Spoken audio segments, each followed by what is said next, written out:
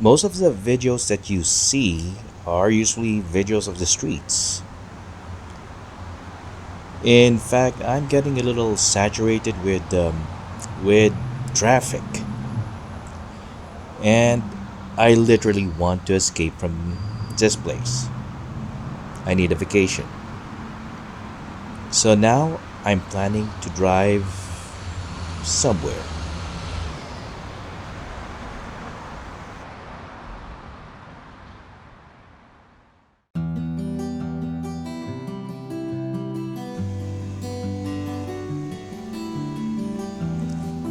Let's try to go to a freeway. There's something about the freeway that's a little liberating. After being stuck in traffic in EDSA and some other places in Manila, there's something therapeutic when you're driving real fast, but still within the speed limits, of course. And it's not just the flow of traffic and the freeways that's a little liberating. We're seeing greeneries in the left and the right side, from trees to grass, and sooner or later we'll see mountains. Now, before we go further, I'd just like to post a little disclaimer. The footage that you see here are footages of me driving in one direction, but in reality, some of these footages are taken when I was going home. I mounted my camera incorrectly, and as a result, it doesn't look proper. At least, it doesn't show much. We'll get to that one in a minute. However, right now, let's also observe the other things in the road. If you look to the right side, you're going to see a field. It's a little rare to see a field with tall grass, cattails,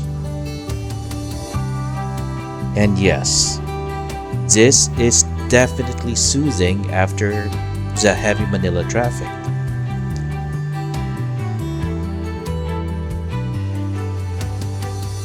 After driving in North Luzon Expressway, we're going to see mountains. Lots of them. You probably may have figured it by now, but I'm headed towards a place called Baguio, the summer capital of the Philippines. And yes, the road going there is breathtaking.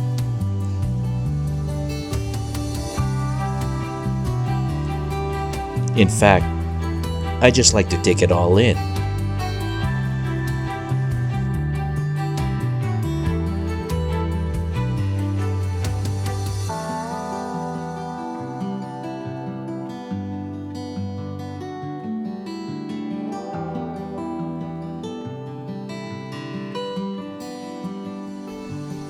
I will be staying in a hotel called Cassa Vallejo. It's the oldest hotel in Luzon. And what can I say? I'm a sucker for historical buildings.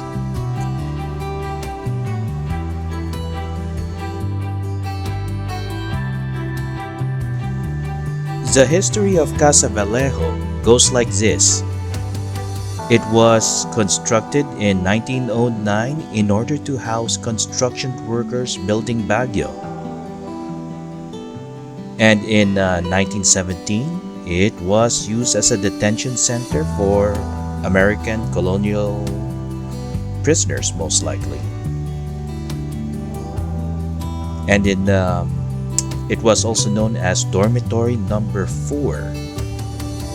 Now, in 1927, it was leased to Don Salvador Vallejo, and together with his wife Justina, they converted the dormitory to, of course, a hotel.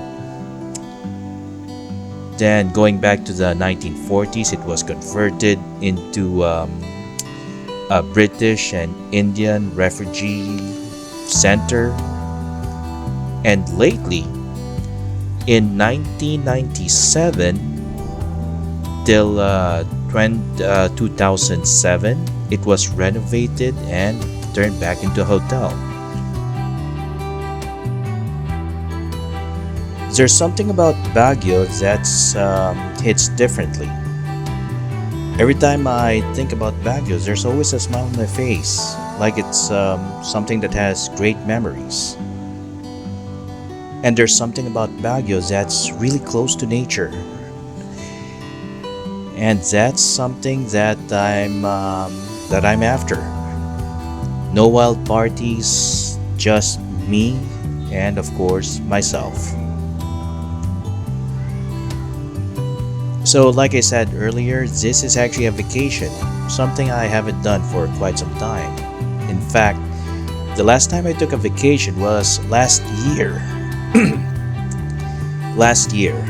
It's not exactly much, but I do need to get away from everything every now and then.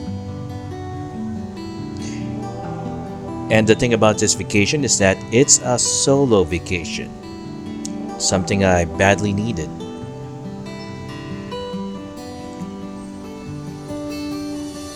We'll be seeing more of Baguio.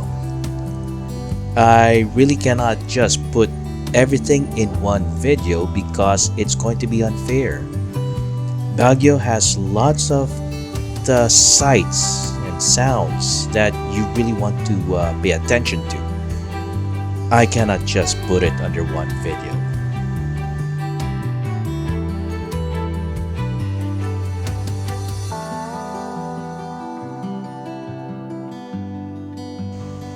The driving experience alone merits its own video.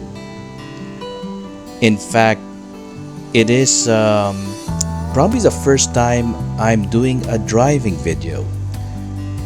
But please don't use this video as a navigation guide. So, like I said earlier, I put the camera in the wrong position, and the only thing you'll see is the sky. Here's an example of what that one looks like, and you'll understand why.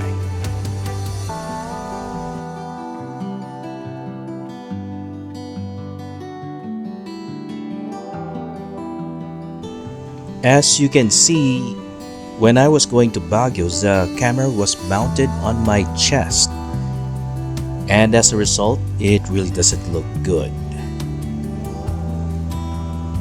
Actually, part of it still looks okay because we are seeing the mountain from the foot of the mountain. Sometimes it's a mistake might still give us a positive result.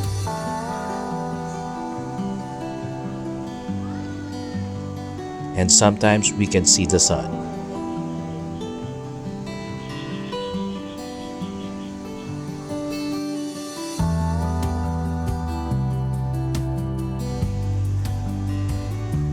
If you notice I'm driving with one hand, that's because I'm using a manual transmission. I love the feel of a manual. It's always more natural. And by the way, I am using a voice-activated camera. So not to worry, I'm playing it safe. The camera I'm using is called the Insta 360 Go. It can be activated by simply saying start recording, and it can be deactivated by simply saying stop recording. This is handy, especially if you're driving. If you're driving, you're not supposed to be fiddling with things like your phone. You have to pay attention to the road. So that's another thing to always think about before making a drive. Most importantly, you should never fiddle with anything if you're in the freeway. And the same is true with the highway.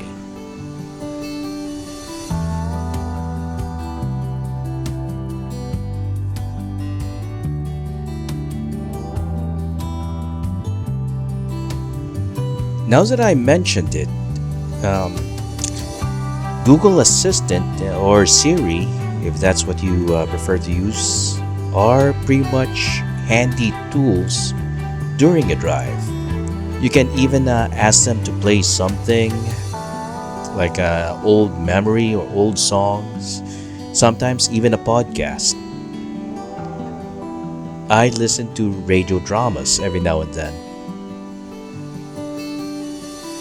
and I have to admit it's kind of entertaining, especially if you're driving.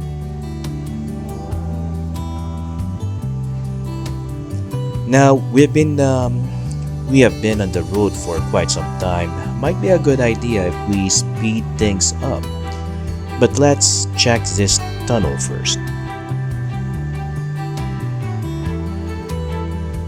There's something about this tunnel that's also breathtaking by itself.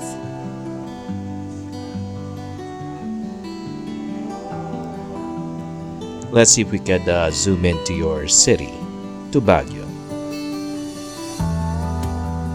And here we are. We are now inside the Baguio city proper, and Cassa Vallejo is just on the left side. They have a little parking, but you have to descend, and the descent is kind of steep. Once you see it, you'll understand. Here we go. Make sure you're in the first gear, and yes, at this angle, you're a little higher than the roof below. Do be careful in descending in this area.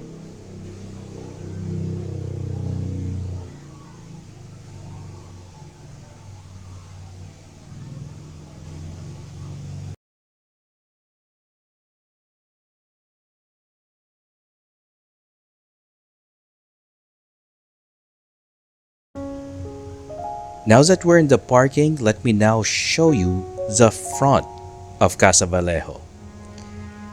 If this place looks familiar, it kind of reminds me of a certain scene in this movie called That Thing Called Tadhana. I have a strong feeling it was on the same site. And this is their hallway.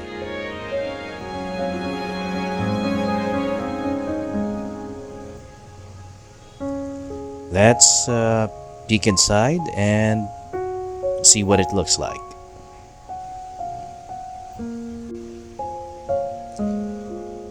I'll make more videos related to Baguio at some time. I'll show you guys why I came here, and I'll share why I chose Baguio.